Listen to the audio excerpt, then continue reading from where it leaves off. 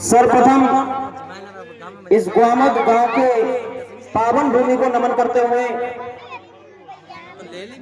और हम जिनके पद चिन्हों पे चल रहे हैं चौधरी चरण सिंह जी के चरणों में नमन करते हुए और बाबा महेंद्र सिंह टिकैत जी के चरणों में नमन करते हुए मेरे समक्ष बैठे हुए मेरे पिता तुल्य बुजुर्गों, मेरी माताएं बहनें, मेरे नौजवान साथी एवं प्यारे बच्चों,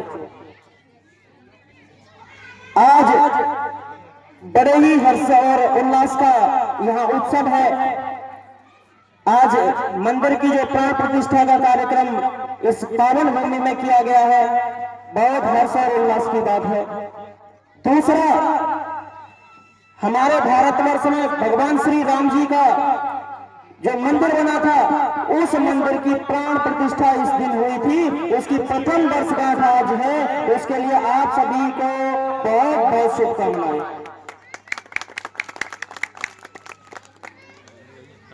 मेरे सम्मानित मंच पर विराजमान समस्त बुजुर्गों एवं मेरे नौजवान साथियों, मेरे नाम से आप शायद परिचित हैं और कुछ लोग ऐसे ही मैं काफी दूर का पड़ जाता हूं तो उस चीज से परिचित नहीं है।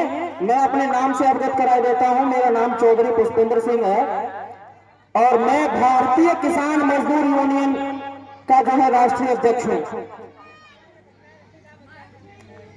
आप सभी को बता देना चाहता हूं कि हमारा संगठन जनपद आगरा में ही नहीं अपितु जनपद आगरा के सटे हुए तमाम जिलों में कार्यरत है। जनपद आगरा में हमने किसी भी समाज की अगर समस्या रही है, हमने बढ़ चढ़ के जो है हिस्सा लिया है और बढ़ चढ़ के हिस्सा लेने के बाद न्याय दिलाने का काम हम लोगों ने किया है। हम उन्हीं लोगों में से हैं जब हम लोगों ने टोल प्लाजा सहित सपेरा समाज को एकत्रित करके जब कमिश्नरेट आगरा को गिरवाने का काम किया था और उन्हें न्याय दिलवाने का भी काम हम लोगों के द्वारा किया गया था। किसानों के मुद्दे की बात रही हो, मजदूरों के मुद्दे की बात रही हो या सामाजिक क्षेत्र की बात रही हो, हमने बढ़ चढ़ करके हिस्सा लिया है। उसका बखान हम अपने मुंह से क्यों कर रहे हैं? हम आपको बता इसीलिए रहे हैं कि आपको बताएंगे नहीं तो फिर पता कैसे चलेगा? आपको पता होना बहुत जरूरी है। आज आप देख रहे हैं कि किसान की बदहाली क्या है। मंडियों में रेट नहीं मिलते, फसलें देख रहे हैं, विभाग बढ़ चुके हैं, बट भी चुके हैं और मिट भी चुके हैं। आप जानते हैं कि वन विभाग जो है एक ऐसा विभाग है जो किसान से कहीं ना कहीं थोड़ा बहुत संबंध रखता है। बहुत सारे विभाग हैं, जैसे किसानों के पर्सनल विभाग हैं, जैसे सहकारिता हो गया और तमाम विभाग हो गए, लेकिन वन विभाग अब क्या कहते हैं, कभी भी आप देखिएगा कि क्षेत्र में कटान किसान नहीं करेगा लेकिन वन विभाग करेगा अपनी मर्जी से, वो जायज है। और ये भी चीजें गलत है। सहकारिता विभाग में अभी एक घोटाला हुआ था 4.5 करोड़ रुपए का, जिसको लेकर के हम 1.25 महीने धरनारत रहे और आज ईश्वर की कृपा से हमें न्याय मिल गया है और एआर के विरुद्ध जो है मुकदमा कायम हो गया है, एफआईआर दर्ज हो गई आज और उस धरना प्रदर्शन को समाप्त किया जा रहा है। अगर आप अखबार पढ़ते हो तो उस अखबार के माध्यम से आप देख सकते हैं। सोशल मीडिया एक ऐसा प्लेटफॉर्म है जिससे सभी को पता रहती है।